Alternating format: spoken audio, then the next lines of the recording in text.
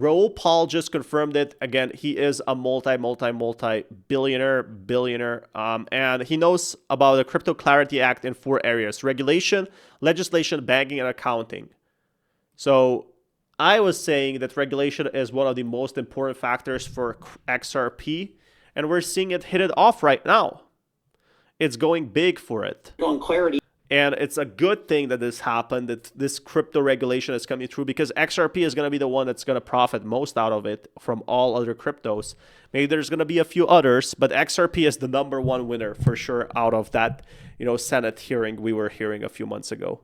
In 4 areas right now at the exact same time. It's seeing regulatory clarity, it's seeing legislative clarity, it's seeing banking clarity, which goes to your question, and it's seeing accounting clarity. And what I mean by that is look at what's happening. For the first time ever, the SEC and the CFTC are all sort of really beginning to launch these crypto sprints, start to give definitions of what things mean, start to work together collectively to ensure that people at least know what they're building towards, right? When you get into the legislative camp, right, the U.S. passed the first ever legislation in the crypto space with the DeFi broker rule being repealed. The Federal Reserve, right? It passed its first real serious crypto, I would say, positive step forward with the Genius Act. It's currently... I mean, it needed 4 years to do that, and finally we are here, guys. That's the big thing for crypto. Once it gets rolling, isn't it wonderful that it just came out just as this crypto halving?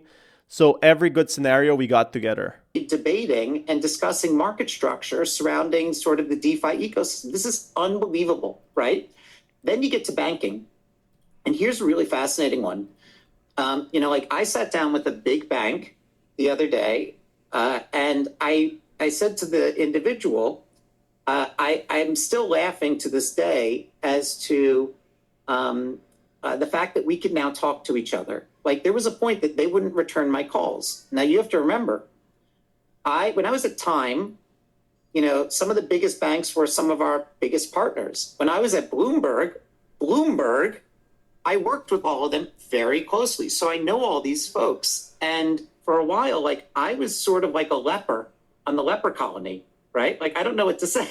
It's true. I knew I could make you laugh with that, Raoul. That's going to be the clip, right? That's my hamburger clip. Leper colony. Leper. I was a leper, right? That's how I felt in the first, 2 years of building, right? Because we were building against such headwinds.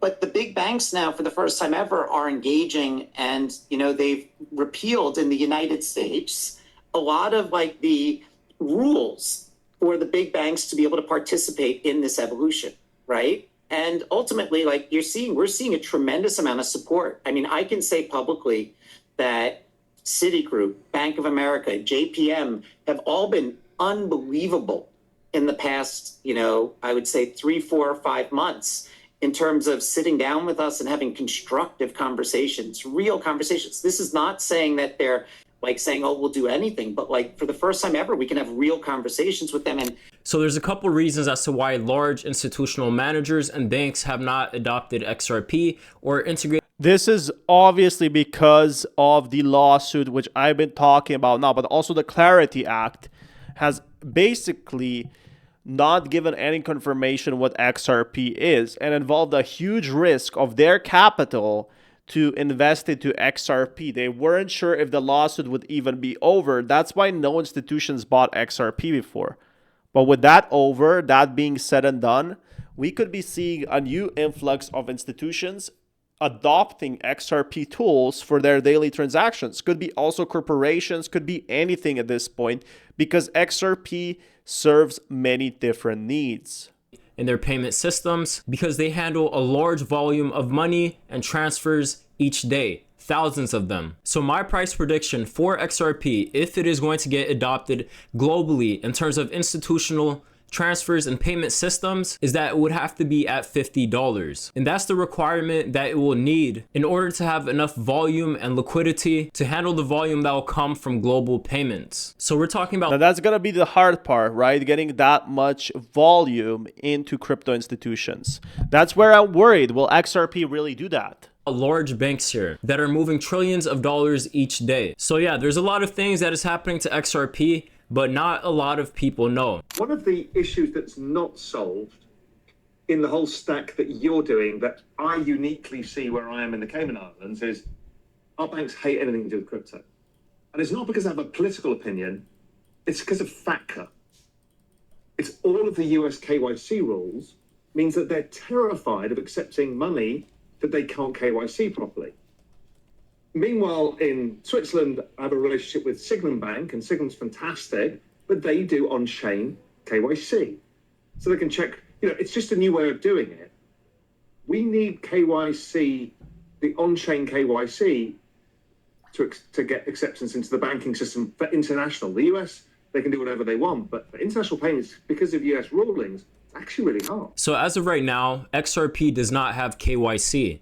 But coming tomorrow, on September 4th, the XRP ledger will introduce... Now, this is a big thing. Know your customer for XRP KIC or whatever is the big thing that a lot of other projects were saying that XRP does not have. But enabling this will make them work with a lot of different banks. And XRP knows what the issues are with a lot of projects.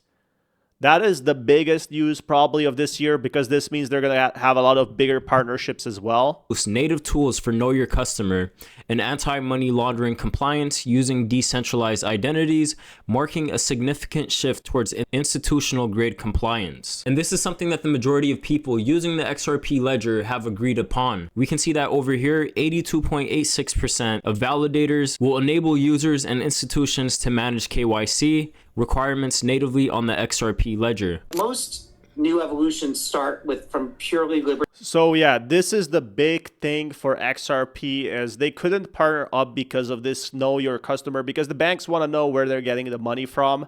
Now this is going to be available if the banks request it from from the XRP ledger. And all they're missing now is this big chunky volume, which they could get from ETFs. Now, we're not going to get $50 overnight. I don't even think we're going to get $15 overnight, but it is going to be happening, in my opinion, just with how much money there is and where it gets put into. Libertarian principles, right? This will replace that. And most mass adoption occurs through convenience and it's more messy. For crypto to truly evolve, it would have to evolve in sync with the global financial ecosystem. And what that means ultimately is that licenses and the money transmitter licenses being MiCA compliant, being FinProm compliant, making sure your KYC and AML is as pure as possible and as clean as possible. That's the biggest problem in crypto that a lot of these partnerships were having issues with. It's unbelievably important. The EU, the UK, and the offshore jurisdictions are terrified of the US regulations, and so they just reject everything. That's half the reason the UK banks won't take crypto. Is this. So on September 4th, XRP is introducing native tools for KYC. So at the current moment, banks do not use XRP in Europe, and that is because stringent financial regulations, particularly those concerning Know Your Customer and anti-money laundering, which is exactly what is getting integrated into XRP coming tomorrow. So what this is going to do is going to open XRP to the entire continent of Europe. XRP is heavily adopting their legal framework and actually progressing. And what we're going to start to see is more institutional adoption on a global scale. And by Ripple integrating KYC and AML directly into the XRP ledger, this means that everyone's going to have access to that on a global scale. Now, this is what a lot of other chains like Ethereum and Bitcoin cannot do. That's why Bitcoin has gotten into store of value. And again, I love Bitcoin. But the issue is Ledger can change a lot in the next 10 years. It already did last 10 years. So with this thing, being settled, who knows where XRP Ledger is going to be in the next 10 years while Bitcoin will stay the same. And again, Bitcoin is probably it's always going to outperform XRP in terms of market cap, but XRP is still undervalued if you look at the potential it could be. Again, not financial advice, but it does look like in terms of its technology, it still has a long way to go. The way that the US tends to operate from a regulatory perspective and the way that the Europe tends to operate is completely different, right? The US tends to say, we're going to allow you to experiment and innovate in chaos until we tell you what the rules are. And the Europe tends to say, we're going to give you this box and you have to innovate within this box. Right? And then maybe we'll change the rules to accommodate where the innovation goes after the fact. So at the current moment, the markets are a bit shaky for XRP, but one thing you have to have is conviction. If you're in it for the long term, the current market shakeout shouldn't affect you. And there's a clear reason as to why we are seeing Bitcoin drop and seeing this massive impact on the cryptocurrency market. So one thing you'll notice is that we're slowly inching towards altcoin season. I feel like when a lot of people say price goes down, they bought it within a month or within a 1 week. Because if they bought it a year ago, they would understand how the process goes for XRP. And we are more in altcoin season than we are in terms of Bitcoin season. But I think it's very clear that we are in altcoin season. If you look at the past 30 days, Bitcoin is down 2.6%, whereas Ethereum is up 21%. I don't think, in my honest opinion, we're in full altcoin season and we're not going to see it like 2021. I feel like XRP like bootlegged everyone way before the altcoin season started. Like it had this major advantage.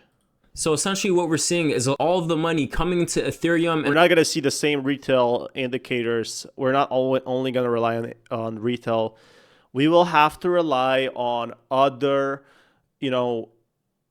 cash flow basically in crypto space, and that is gonna be, you guessed it, institutions and the big players, not just retail, because that's what happened. Crypto crashed like 90% when retail got out. When the crypto recession started, institutions are already a very big part that want to enter crypto. Also Solana, but XRP hasn't had its run yet, being down 7% for the past 30 days.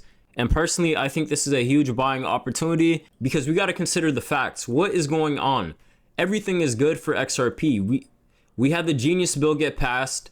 We had the SEC dismissal. And coming tomorrow, we're going to have further KYC regulations and AMLs, which is going to allow XRP to get integrated into European banking systems and also just banking systems globally. So XRP is meeting the legal scrutiny requirements. So here's a Bitcoin cycle repeat chart. And essentially it's a projection of where Bitcoin is headed by 2030. And right now we're over here. So when you notice this dip over here, that is the beginning of altcoin season, in which everyone takes their money out of Bitcoin and puts it into the top 10 cryptocurrencies. Essentially, and who knows how this will predict. Like, we're gonna suspect what will happen, but we can't really predict the markets. I feel like a lot of people underestimate how much the market's changed. Did anyone predict that XRP will be going 15%, like 300%, 400% up this year? I think not. But 15 banks already using XRP for payments and remittances. They're not really using it yet, but the good news is they are going to in the future once XRP can handle this type of volume, these type of transactions. So they already have partnerships, but this isn't fully launched yet, which is kind of good, I guess, because that means the price isn't at its peak possibly.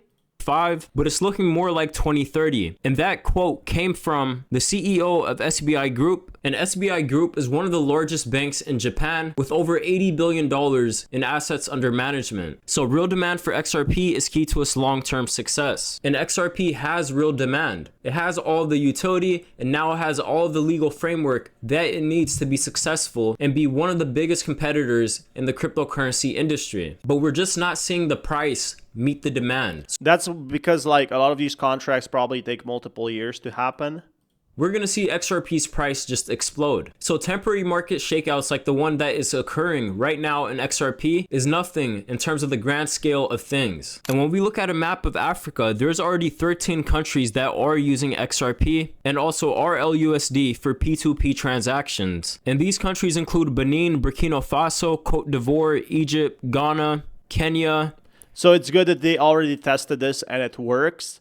I feel like for the big banks to use it, which have trillions and trillions of volume, they don't want to see any mistakes coming from Ripple. That's why Ripple is future-proofing it for the next 10 years, because they don't want to have any errors on that way. And that's where the real hype comes in. So just let that sink in. That's what's happening right now for XRP.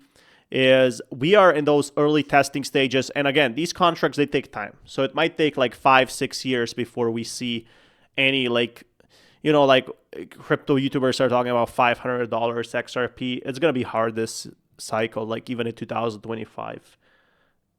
South Africa, which is a big one, and the reason as to why these countries are using XRP is because their inflation rates are very high and they That's simply true. cannot rely on their own national currency. And also their transfer fees. Like if you pay a transfer fee, it's probably the same in similar countries. And it's going to be way more to send money abroad in terms of how much you're earning compared to when you send it in US. That's why US hasn't been rushing that much with this. But other countries have been on board for XRP since like 2018. Sometimes corruption does also play a role. So if you want to keep your assets safe, XRP is obviously the best choice in this case. And I'm just trying to make sure that you guys get all of the information. But yeah, pretty good video overall. There's another one. XRP holders